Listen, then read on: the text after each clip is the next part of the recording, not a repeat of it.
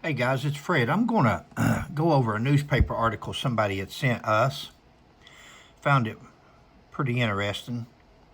Sheriff shot, wife is killed near Sumner. Wounded, McNary officer says slayers chased his automobile. By Walter Veazey, staff writer, Sumner, Tennessee. August 14th, McNary County Sheriff Buford Pusser was wounded and his 33-year-old wife, Pauline Pusser, was killed in a rural area south of here last weekend. Now, I know most of you's read these stories. I haven't. This is new to us. We haven't seen this one, and we found it interesting. So if you've seen it, sorry. If you haven't, you may want to continue on with us. However, it was not until Sunday afternoon that investigating law enforcement officers could talk with the sheriff, who took a .30 caliber bullet to the chin and reconstruct the shooting. Officers believe it to be connected with earlier run-ins between the sheriff and Tennessee-Mississippi state line gambling and illegal whiskey operators. Now, here's the interesting part. This is Pusser. Pusser communicating by shakes of his head and broken words with the Tennessee Bureau of Criminal Identification agent and his chief deputy, Jim Moffitt, told the following. Now, we know that the Tennessee Bureau, the TBI agent, is Warren Jones, and he's there with Moffitt. Awakened from his sleep about 5 a.m. See, Mike Elam has said anywhere from 2 o'clock, 4 o'clock, 4:30 o'clock. No, this is Buford here. This is a newspaper that's going by what he's shaking his head to and trying to get out in words. So he was awakened from his sleep around 5 o'clock a.m. Now, guys, if you'll remember, if you'll go back and Google the time that daylight broke on August the 12th, 1967, it was 5:11 a.m. Daylight broke. The sun started to rise. It wasn't daylight, but the sun was rising. Saturday, by an anonymous caller reporting that there was a disturbance at the State Line Beer Tavern. Pusser and his wife, who made late calls with him after he had received repeated threats on his life, drove down country roads towards the trap. Pusser noticed a car following him on New Hope Road with its headlights off at daybreak. Then shots from a .30 caliber carbine ripped into his car, killing his wife. He sped over the narrow winding road several minutes and, thinking he had lost his assailants, pulled to the side of the road to administer aid to his wife. The car, however, followed and again opened fire. This time, Pusser was struck in the chin. He raced his car to US 45 and safely about a mile away. And safety. Officers who talked with Mr. Pusser did not say whether he was able to recognize the gunman. You notice before in some of these newspaper articles, they'll say, oh, Buford said he didn't know anybody, didn't recognize nobody. And then some of them says, oh, yeah, he knew who they was. Well, if you'll do the research, you'll see that there was at least 3 people wound up dead, and nobody's for sure how they died or who done it. The sheriff, a burly former wrestler, has had close calls. He has been hit on 2 other occasions by bullets and bootleggers and hitchhikers. Further details of the shootings still are sketchy, although Pusser's associates speculate he and his wife were victims of what was termed the criminal element operating on the south end of the county near Mississippi state line. Sumner Police Chief Hugh Kirkpatrick, the first person to the scene to see Pusser after the shooting, quoted the sheriff as saying it sounded like a bunch of machine guns opened fire. Now, you know, guys, that's an interesting topic there, because in the TBIs, this is from 1967, August the 4th, 1967. Like Sheila and I always say in the Hatfield-McCoy feud research, do you Do you believe something somebody says in 2025?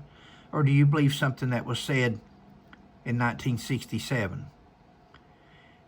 In the TBI report, they said that Hugh Kirkpatrick said that Buford said, I did it. And he said, shut the blank up, Buford. That's what the TBI said that Denny Howe said. They said that that's what Denny Howe told them. They said that he didn't tell them the name at first, but he grinned real big and made them think that it was the police chief, Hugh Kirkpatrick, that told them that. You're going to hear an interesting interview because Sheila and I both talked to Mr. Howe in a taped recording, and those videos are forthcoming. And he says he was misquoted by the TBI. Who would have thought that?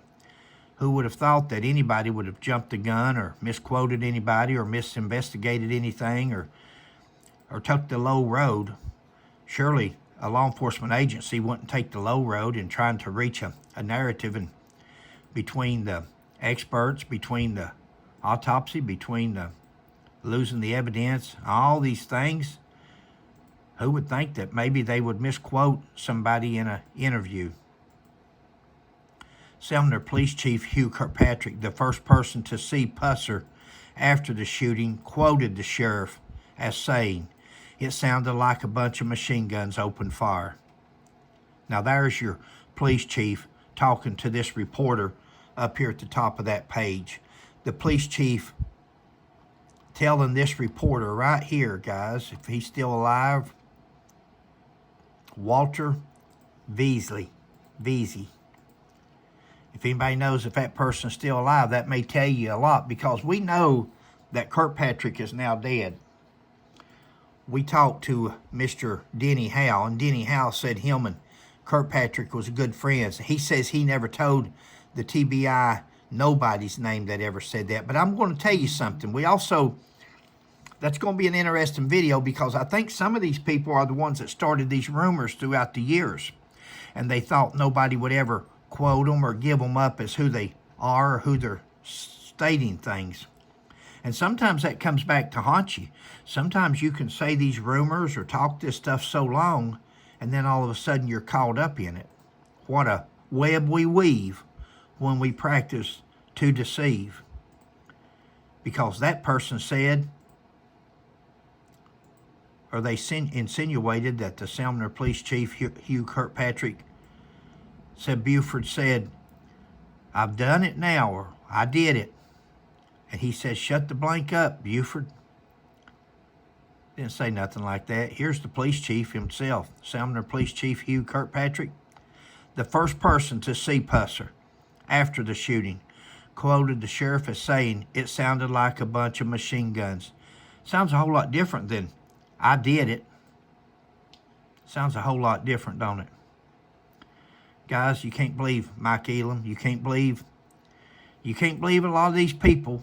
When you hear this other video we got coming out, some of these people's older. They're older than I am. And, you know, you're supposed to show respect to your elders. And, in fact, in one of these interviews, you'll see where Sheila gets on to me. And I got a little bit, I'm not going to say confrontational, but I got a bad habit of calling people out when I know it's getting deep and I know somebody's not telling the truth. And when somebody says they saw something, but they don't have it, or they can't tell you where to go find it at, that's just like saying somebody told you something when you're the one that started the rumor. Mike Elam has a bad habit of that. I heard this, I heard that. The story goes, but yet he can't tell you where the story originated. He can't tell you who told him this or that. And all that tells me is he is the person that started that rumor. He's the author of that rumor, of that story. If you can't tell somebody where you heard it and they can't confirm it, then you're the on it. Thought this was interesting newspaper article. If you can find it, I will try to post this. Sheriff shot and wife is killed near Sumner. You'll probably be able to just Google that with that newspaper with the author there. Wounded McNary officer says Slayers chased his automobile. Thanks, guys. Catch you next time.